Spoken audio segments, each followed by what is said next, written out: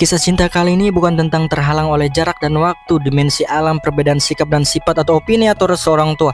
Kisah cinta kali ini cukup unik. Berfokus tempat pada Okinawa, pulau sederhana di Jepang yang masih memegang kental budaya mereka.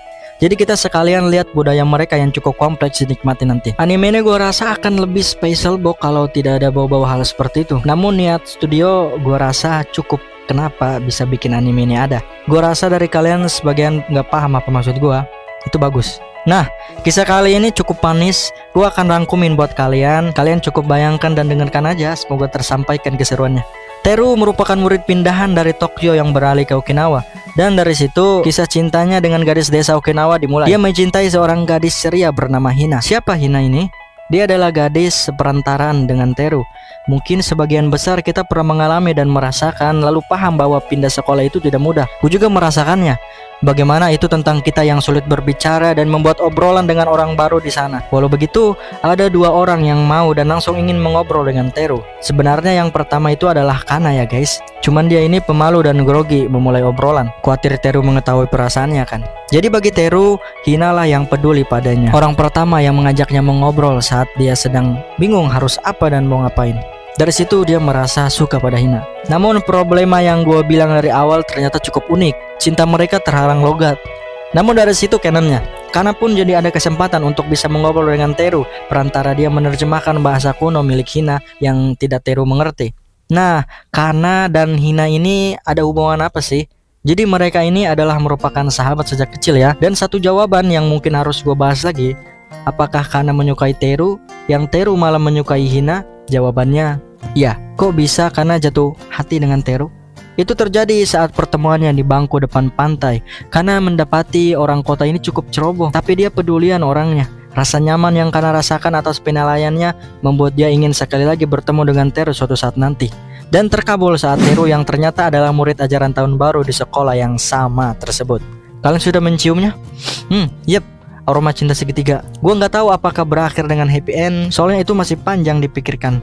Kita fokus pada kisah ringannya saja dulu. Tentu orang kota seperti Teru akan sangat tertarik dengan keunikan yang dimiliki oleh perkampungan serta budaya uniknya. Contohnya seperti sisa patung singa, jadi-jadian yang memiliki makna berbeda-beda tentang bentuk dan kegunaan mistis dan lain-lain. Yang dulu itu cuma satu, entah kenapa sekarang udah banyak. Teru rasa muka sisa cukup imut, tapi kata teman-teman biasa aja. Lalu tarian tiba-tiba yang teman-teman peragakan membuat Teru yang orang baru di situ kebingungan. Untung dijelaskan oleh Kana kalau mereka entah kenapa kalau dengar lagu daerah tubuh serasa melayang dan ringan untuk menari. Tarian yang Teru lihat juga tampak gak sembarangan.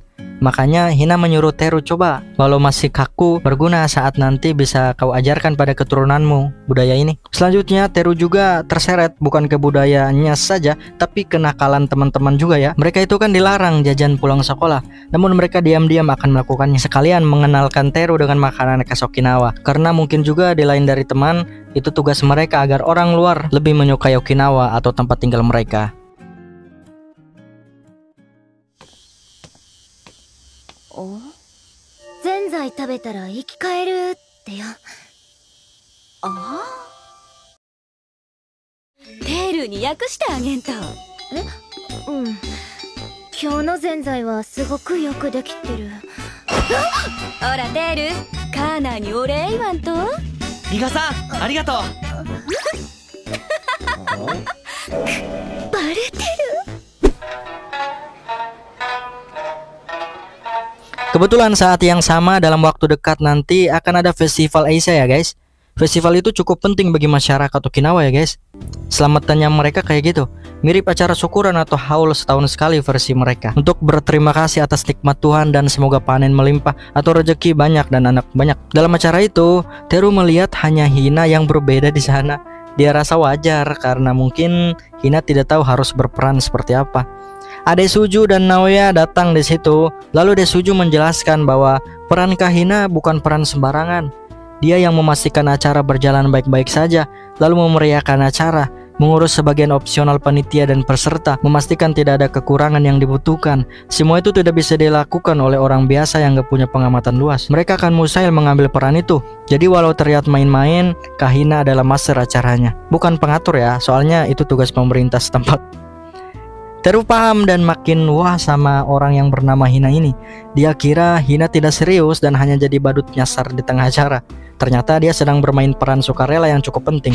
Oke deh, rasa suka yang makin menjadi pada Hina ini membuat Teru hampir dan ingin mengungkapkan perasaannya. Dia juga masih gak enak sama Hina karena dulu dia belum berterima kasih sebab sudah mau mengobrol dengannya. Lalu apakah Teru akan benar-benar bilang? キャンさん、俺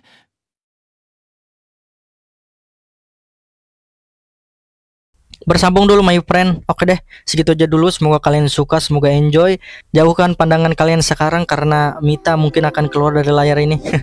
Bercanda.